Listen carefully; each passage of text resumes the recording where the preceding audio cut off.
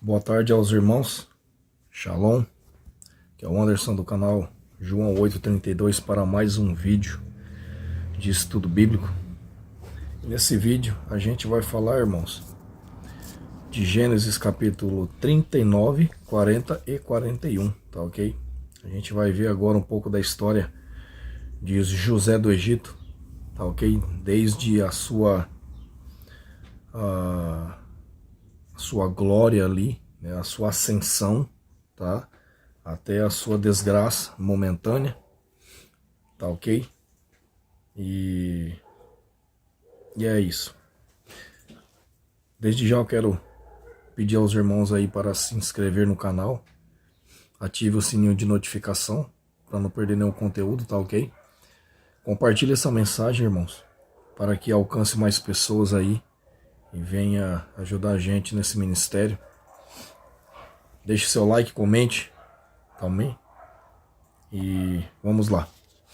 No capítulo 39, a gente vê José sendo assediado pela esposa de Potifar. Eu não conheço o nome da esposa dele, já tentei buscar, na Bíblia não fala, nos meus dicionários ali não fala, tá? Na internet a gente não conseguiu achar, no meu dicionário, né? Perdão. Então, a gente só sabe que é a esposa de Potifar, tá? Que no caso ali era um oficial do faraó, tá ok? E a esposa de Potifar, ela tenta, irmãos, por várias vezes seduzir a José, tá? E ele sempre honrado e fiel aos seus princípios e ao seu senhor, sempre sai fora desse problema, tá? Sempre se esquiva e dá negativa para essa mulher.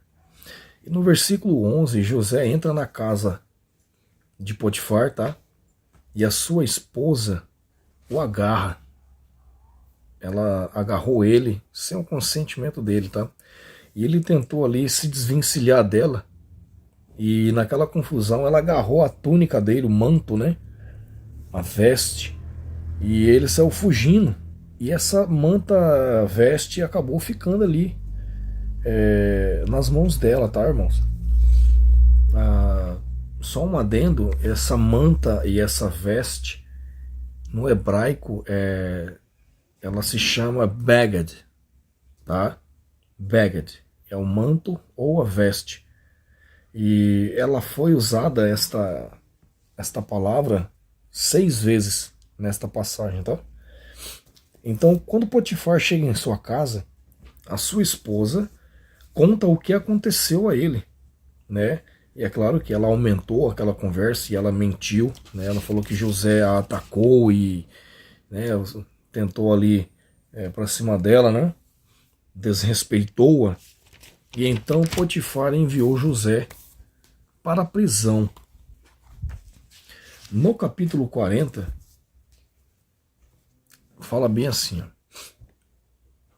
que José, ele estando preso, ele conheceu o copeiro e o padeiro do faraó, que também estava preso, né?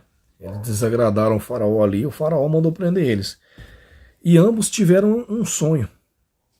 E então o copeiro contou o seu sonho a José, né? José pediu para ele, ouviu ele falando, falava, me conta o seu sonho e tal, e Adonai lhe dará a interpretação, né? Ele nunca falava que era ele que interpretava, era sempre Adonai que lhe dava essas interpretações. E no versículo 9, o copeiro viu diante dele uma videira com 3 ramos, e ela brotou e deu frutos, e a taça do faraó estava na sua mão. E ele pegou as uvas e as espremeu na taça do faraó, e a entregou na sua mão. Então José deu a interpretação dizendo assim, ó, os 3 ramos são 3 dias, e dentro de 3 dias o faraó vai exaltá-lo à sua posição novamente, e você o servirá a taça na mão dele. Porém, José pediu para ele, lembre-se de mim quando você estiver bem, seja bondoso comigo, e fale de mim para o faraó. Assim, uma mão lava a outra, né?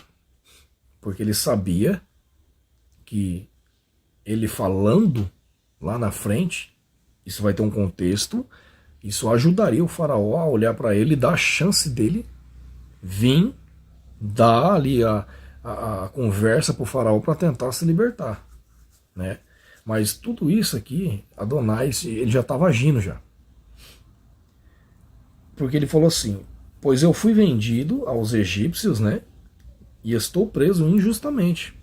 E no verso 16 e 17 fala bem assim, ó, e então o padeiro contou-lhe o seu sonho também, porque ele viu ali a conversa deles e resolveu contar também. Sobre a minha cabeça tinha 3 cestos de pães branco,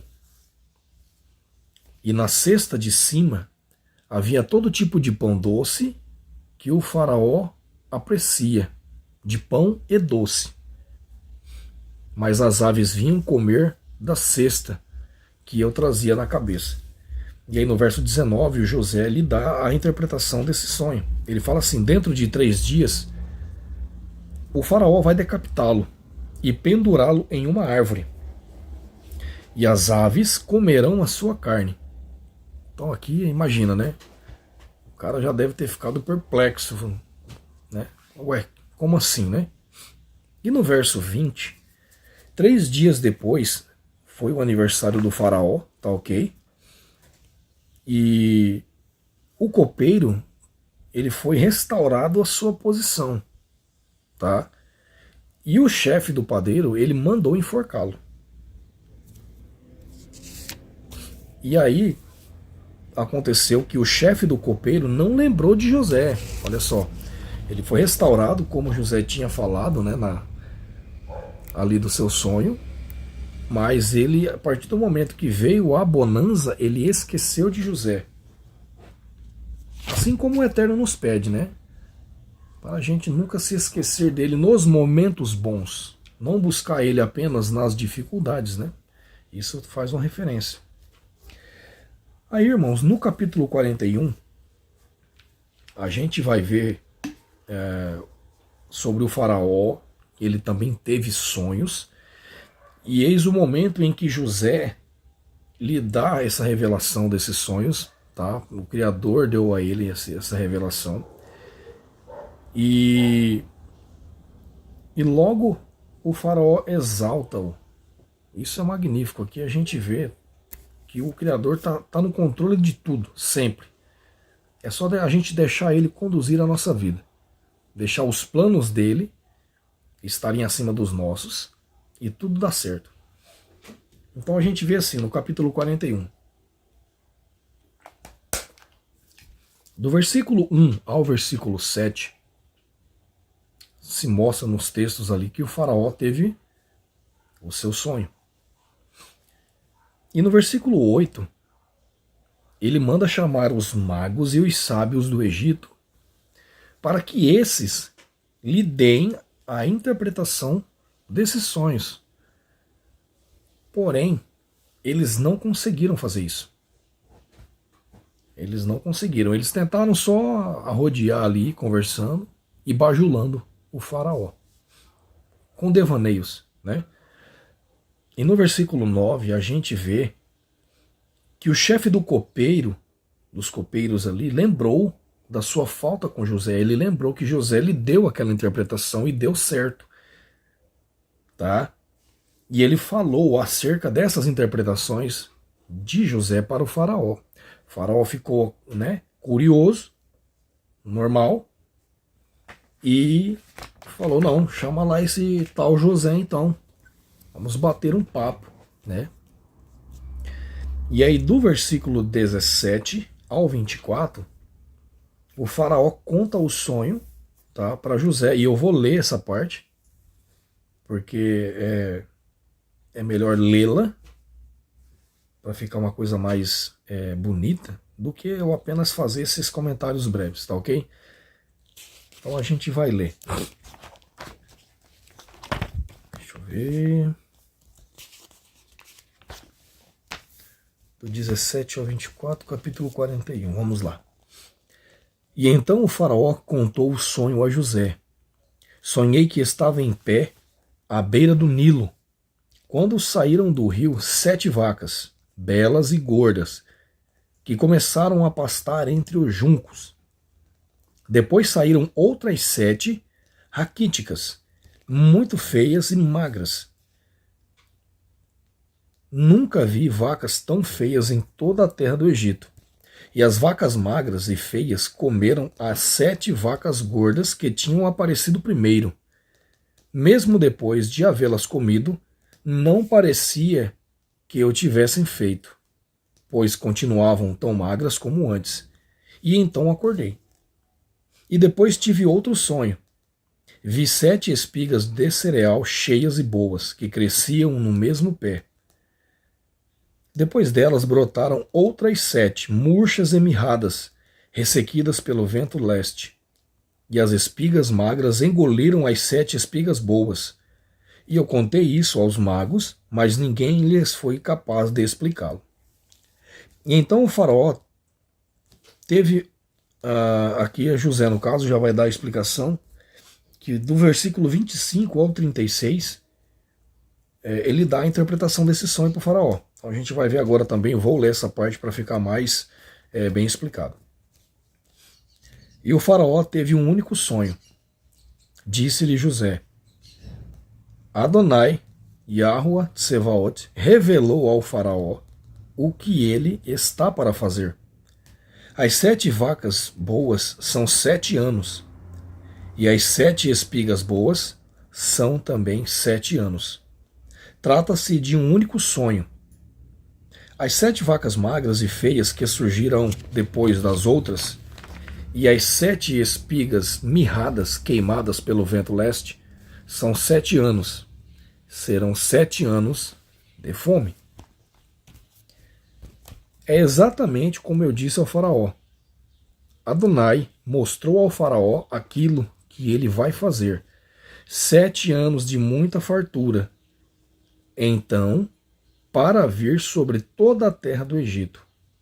Estão para vir sobre toda a terra do Egito. Mas depois virão 7 anos de fome. E então todo o tempo de fartura será esquecido, pois a fome arruinará a terra.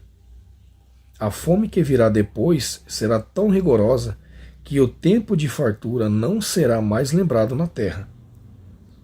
O sonho do faraó veio a ele 2 vezes, porque a questão já foi decidida por Adonai, que se apressa em realizá-la. Então isso aqui era um sonho para o faraó, porém era uma determinação do Todo-Poderoso. Tá? Procure agora o faraó um homem criterioso, e sábio, e coloque-o no comando da terra do Egito. O faraó também deve estabelecer supervisores para recolher 1/5 da colheita do Egito durante os 7 anos de fartura. Eles deverão recolher o que puderem nos anos bons que virão, e fazer estoques de trigo que, sob o controle do faraó, serão armazenados nas cidades. Esse estoque servirá de reserva para os 7 anos de fome que virão sobre o Egito, para que a terra não seja arrasada pela fome. Então aqui a gente vê que já naquela época, o guardar um alimento, uma provisão para um tempo de necessidade, era cultual, né? Eles tinham essa preocupação. E nos dias de hoje a gente vê algumas pessoas que se dizem influencers, né? Que tem canais no YouTube, às vezes falam que é besteira você estocar alimento, que é besteira você fazer isso porque isso é questão de medo. Você está com medo de tudo que está para vir, você não confia em Deus e não sei o quê, e a gente tem que ter essa preocupação. Tá, irmãos? Os filhos do maligno, eles são astutos. Eles são sagazes. E é por isso que eles estão sempre um passo à frente. Então nós temos também que estar prontos. Porque a gente não sabe o dia nem a hora. Então a gente tem que estar pronto para a gente percorrer esse caminho sem sofrimento da carne. Na questão do alimento. Tá? Então, é necessário estocar um pouco de alimento? É necessário. Se você tem condição, faça. Tá? Temos que ser prudentes. Né? Lembra a passagem? Temos que ser simples como o pombo e prudentes, astutos como a serpente. Tá, irmãos? Então, estoquem aqui. A própria Bíblia nos fala várias situações em que o Todo-Poderoso mostrou para a pessoa armazenar um pouco de alimento. Tá? Então, finalizando o texto, no versículo 37 ao 57, José é elevado a governador de todo o Egito, estando abaixo apenas do faraó, irmãos. Então aqui, ele teve essa bênção, né, por parte do Todo-Poderoso. Ele teve esse reconhecimento, tá? E essa elevação, isso é magnífico. É sinal que, por mais que a gente passe tudo que a gente passa na nossa vida, Todo-Poderoso está sempre no controle. Temos que apenas confiar nele, tá? Apenas confiar e buscar sermos pessoas melhores, tá ok? Fazermos a nossa parte. Então é isso. No vídeo de hoje, esse estudo é apenas isso que eu queria passar para os irmãos. Lembrando, sempre leia a Bíblia em casa, tá, irmãos? Nunca tomem as coisas que eu falo por verdade absoluta, tá? Busquem sempre o discernimento espiritual por parte do Todo-Poderoso, tá? Sempre peçam para Ele direcionamento e discernimento, tá bom? Então é isso. Próximo vídeo a gente vai dar sequência nesse estudo, tá ok? Fiquem todos na paz aí, tenham um excelente resto de tarde, uma excelente noite, tá bom? Compartilhe essa mensagem, deixe seu like, se inscreva no canal, tá ok, irmãos? Fiquem todos na paz, um abraço e até o próximo vídeo.